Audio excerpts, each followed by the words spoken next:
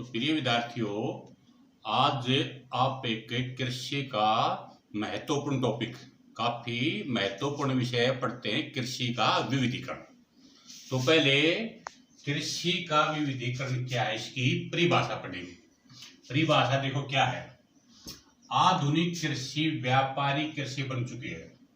एक क्षेत्र विशेष के किसान ने विभिन्न फसलों की बजाय किसी विशेष प्रकार की फसल पर ध्यान दे रहे हैं, जो कि गलत है। इस कुप्रथा के कारण व्यापक स्तर पर बीमारी, प्रकोप, बेरोजगारी आदि समस्याएं पैदा हो गई। तो देखो प्रिय विद्यार्थियों, इस बात को समझना बहुत ही जरूरी है कि अपने देश में पिछले लगभग 10-15 वर्षों से कृषि का विविधीकरण हो रहा है। कहने का मतलब है एक ही बार फसल किसान बोते जा रहे हैं।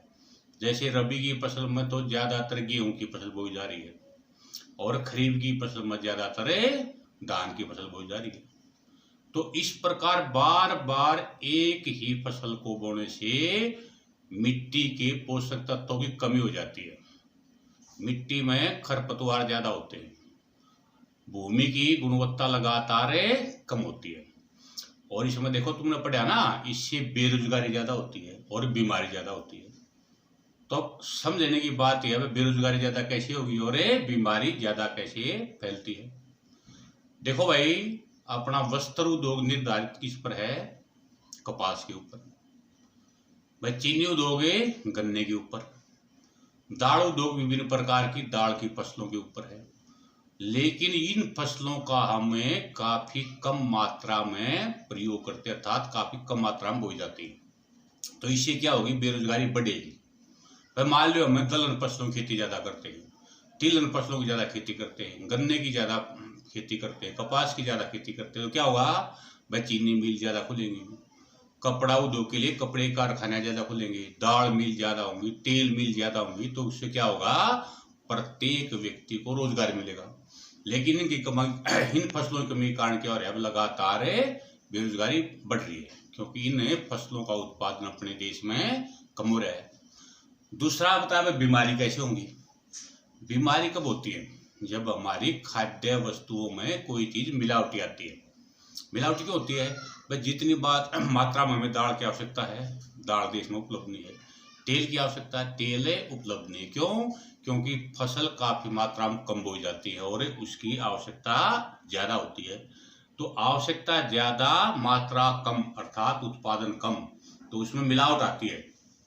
हमारे दालों में मिलावट होगी, तेल में मिलावट होगी, हर एक खाद्य पदार्थ है, खाद्य वस्तु, उसमें मिलावट होगी। मिलावट होगी तो हमारे शरीर के ऊपर उसका प्रतिकूल प्रभाव पड़ेगा, बीमारी ज्यादा होगी।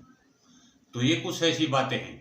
यदि हम कृषि का विविधीकरण करते हैं, अर्थात दलहन, तिलहन, सब्जियों की बागवानी, खाद्य फसलें, विशेष प्रकार की चारे वाली फसल, यानी कि विभिन्न प्रकार की फसल बोते हैं, कृषि का विविधीकरण करते हैं, तो बीमारी भी कम होगी, बेरोजगारी की समस्या भी समाधान हो जाएगा और हमारी सामाजिक भी समस्याएं कई प्रकार की समाप्त हो सकती है।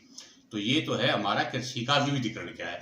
अब उससे आगे क्या पढ़ेंगे कि कार्बन कृषि के अंतर्गत सलाह दी जाती है कि कृषि का विविधीकरण किया जाए, जिससे कि एक कृषि उद्यम से प्राप्त अवशेष पदार्थ दूसरे के लिए लागत कारक के रूप में उपयोग हो जाए, सालों साल रोजगार एवं आय मिलती रहे तथा उचित फसल चक्र होने की वजह से रोग लगने की समस्या पैदा ना हो।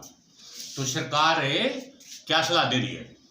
सलाह दे रही है कि वह प्रत्येक किसान को कृषि की विविधीकरण की महत्ता, उसके महत्व के बारे में अवश्य ज्ञान होना चाहिए। यदि किसान मिलकर के विभिन्न प्रकार की कार्बनिक खेती करते हैं, कार्बनिक खेती का मतलब रसायनों का प्रयोग कम करके अपने जैविक खाद, भाई गोबरी खाद, कंपोस्ट खाद, मुर्गी खाद, इस प्रकार की ज्यादा प्रयोग करते हैं, तो इससे क्या होगा? हमारे उत्पादन में वृद्धि होगी, हमारी फसलों की गुणवत्ता बढ़ेगी। विभिन्न प्रकार की फसलों से हम विभिन्न प्रकार के कारखानों के लिए कच्चा माल हमें प्राप्त होता रहेगा और हमारे शरीर में किसी भी प्रकार की बीमारी इत्यादि नहीं लगेगी। तो प्रिय विद्यार्थियों, ये जो प्रश्न आपका कृषि का विविधीकरण, इसको किस प्रकार पढ़ना है? पहले तो समझना है कृषि का विविधीकरण क्या है। कि विभिन्न प्रकार की फसल बोने से हमें क्या क्या लाभ है। लेकिन हम कृषि का विविधीकरण नहीं कर रहे तो उससे हमें किस प्रकार की बीमारी, सामाजिक समस्याएं और बेरोजगारी का सामना करना पड़ा है। तो इस प्रकार के जो टॉपिक हैं इनको बहुत ध्यान से तुमने पढ़ना है, बार बार इनको रिवाइज करना है। और मेरा जो चैनल है एग्री गुरु आर के, इसको लाइक करो, सब्सक्राइब करो, शेयर करो।